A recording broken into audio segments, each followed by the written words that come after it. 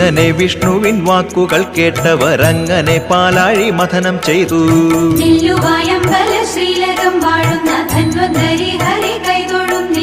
പാൽക്കടൽ തന്നിൽ നിന്നാദ്യമുയർന്നത് വിഖ്യാതമാം കാമധേനുവല്ലോ.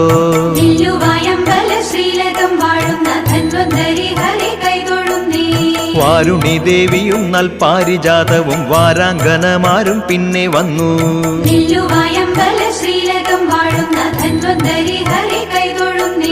ചന്ദ്രനും പിന്നെ വിഷാംശവും പൊങ്ങി വന്നിന്ദ്രനും കൂട്ടരും സംഭ്രമിച്ചു.